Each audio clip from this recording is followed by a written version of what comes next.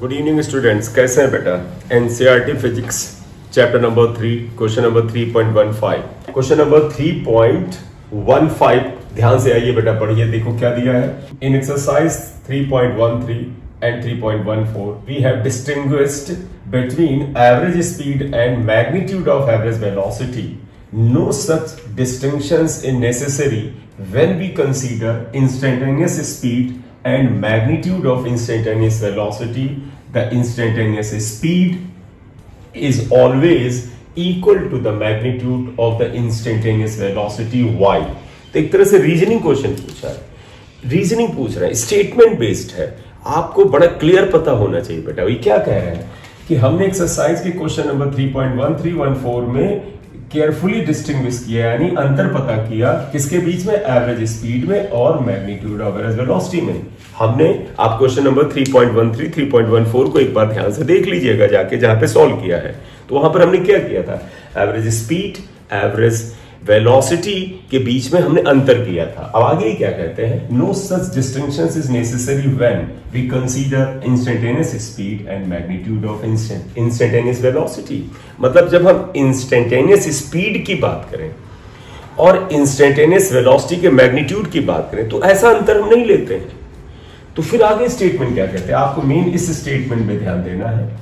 The instantaneous speed is always equal to the magnitude of instantaneous velocity. Why? हमें ये बताना है कि instantaneous speed और instantaneous velocity का magnitude सेम होता है। क्यों? आप आइए, अगर मैं एक हल्का सा तुम्हें ग्राफ में बताऊं, तुम्हें याद है कि अगर हम पोजीशन टाइम ग्राफ लेते थे तो इंस्टेंटेनियस वेलोसिटी या इंस्टेंटेनियस स्पीड के लिए हम क्या कहते थे, हम कहते थे दो पॉइंट बड़े नजदीक ले लिए जाए और फिर हम इनका स्लोप निकालते थे। ये पॉइंट नजदीक होते थे, याद करो, these two points are very close. और जब ये क्लोज होते थे तो तुम्हें याद होगा, अगर मैं यहां से परपेंडिकुलर डालूं तो ये टाइम बड़ा छोटा होता था, टाइम इंटरवल। और जब बेटा टाइम इंटरवल छोटा है तो ये जो डिस्प्लेसमेंट होता था, इसे अगर आप ds से लिखें, ds, तो ये भी छोटा होगा।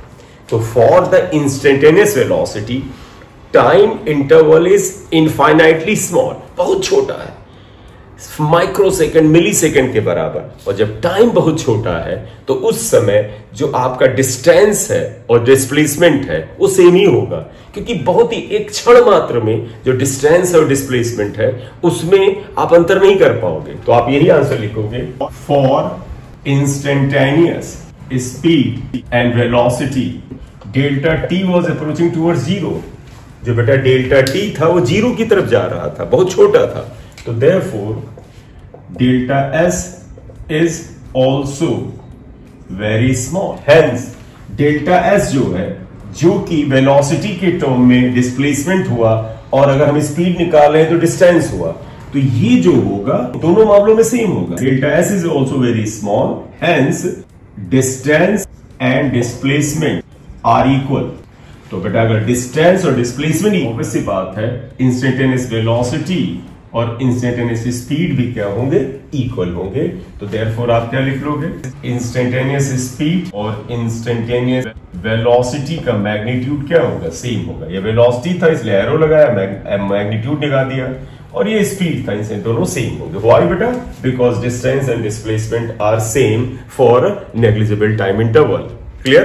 तो ये बेटा क्वेश्चन नंबर 3.15 चैप्टर नंबर 3 का सोल्यूशन है। इसको आप ध्यान से कर ले, रीजनिंग बेस्ड क्वेश्चन पे थोड़ा सा फोकस करें, स्पीड को भी यहां पर बढ़ाएं, तभी हमारा आपका भला होगा। एक बेहतरीन प्लान बनाएं, उस प्लान को बना करके उसे एग्जीक्यूट करें। और एक चीज ध्यान रखें, जो उस प्लान को आप एग्जीक्यूट करें, बनाएं, तो ये भी ध्यान रखना बड़ा जरूरी है कि अगले आने वाले 5-6 महीने में उस प्लान को बीच में डिस्टर्ब करने वाले जो थॉट्स होते हैं, कुछ लोगों का दूसरों का आइडिया होता है, उनसे बचने की कोशिश करें। क्योंकि जब हम प्लान बनाएंगे तो उसको एग्जीक्यूट करेंगे, और एग्जीक्यूशन अगर बहुत अच्छा रहा और छोटा छोटा चेंज अपने एक्सपर्ट टीचर्स, आप अपने एक्सपर्ट जानने वाले लोगों की मदद से अगर आप करेंगे तो ठीक रहेगा।